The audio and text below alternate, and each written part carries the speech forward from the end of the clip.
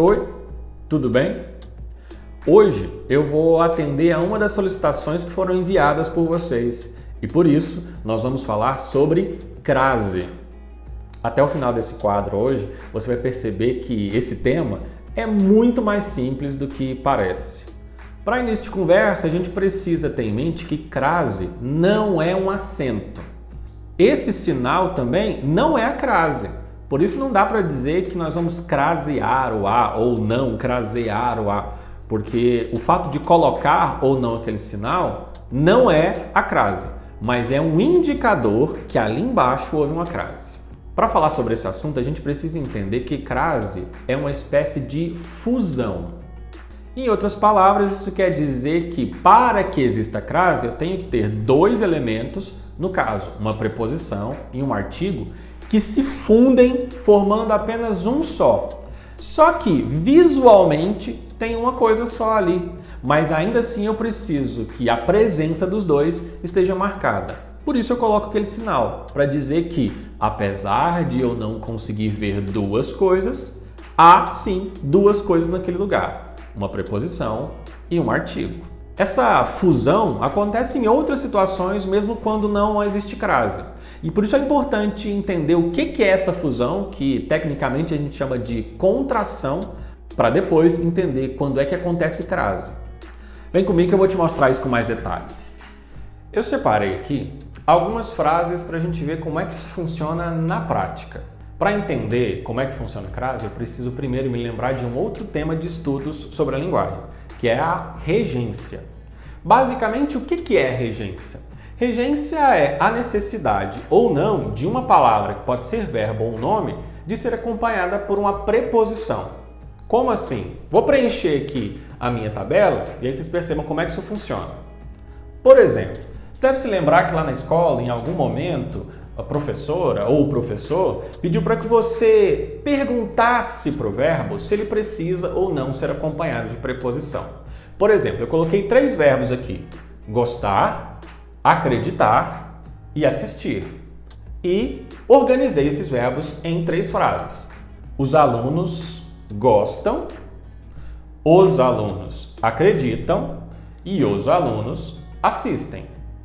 Lembrando da regência desses 3 verbos, eu lembro que quem gosta, gosta de algo. E eu coloco o de lá. Quem acredita, acredita em algo. Pronto, coloquei o em. Quem assiste, assiste a algo. E eu coloco o a ali para completar. Agora vamos para os complementos. O que são esses algos? Quem gosta, gosta de algo. Quem acredita, acredita em algo. Quem assiste, assiste a algo. Eu coloquei aqui, para não ficar muito complexo, os mesmos complementos para todos. Professor e professora. Professor e professora, professor e professora. Quando a gente vai escrever, eu sei que professor é um substantivo masculino. O que isso significa? Que ele pode vir acompanhado de um artigo masculino. Nesse caso aqui, o. Então eu sei que os alunos gostam de o professor. Mas tá vendo que quando eu leio assim, não fica muito legal? E o que eu faço? Eu faço uma fusão da preposição de com o artigo o. E falo que os alunos gostam do professor. A mesma coisa vai acontecer se eu, em vez de usar o substantivo masculino professor, usar o substantivo feminino professora. Só que eu não falo o professora, eu falo a professora. E aí, quando eu for fazer a fusão, eu vou fazer a fusão da preposição de mais o artigo feminino a. E eu vou ter como resultado que os alunos gostam da professora. Vamos fazer a mesma coisa, só que agora trocando os verbos. Vamos para o verbo acreditar. Quem acredita, acredita em alguém. Eu já sei que professor é substantivo masculino, portanto vai vir acompanhado de artigo masculino. O professor. E aí, os alunos acreditam em o professor. Não fica legal. O que eu faço? Faço a fusão da preposição em mais o artigo o. E eu falo que os alunos acreditam no professor. O que acontece se eu for colocar professora, que é substantivo feminino, acompanhado do artigo a?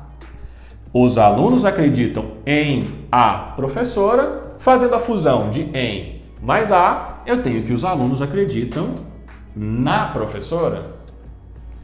Vamos ver agora o último exemplo, com o verbo assistir. Os alunos assistem a algo. Eu sei que professor é substantivo masculino. E eu vou lá e coloco o artigo masculino, o professor. Quando eu faço a fusão da preposição a mais o artigo o, eu tenho que os alunos assistem ao professor. Agora vamos ver como é que funciona com o substantivo feminino professora, que é acompanhado do artigo feminino a.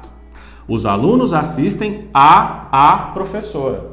Não vou falar desse jeito. Vou juntar esse a com esse a. Então eu tenho o a, preposição, e eu coloco o a aqui, artigo. Só que agora, ao contrário dos outros exemplos, não dá para ver que tem dois as aqui porque eles são iguais, eles têm a mesma forma. E o que eu faço para contar para todo mundo que, apesar de eu estar vendo só um a, eu tenho dois? Eu coloco um sinalzinho, só para contar que parece que tem um, mas tem dois. Viu como é simples? Então, pessoal, eu espero que vocês tenham gostado do tema de hoje e a gente se vê, então, no próximo programa. Até mais!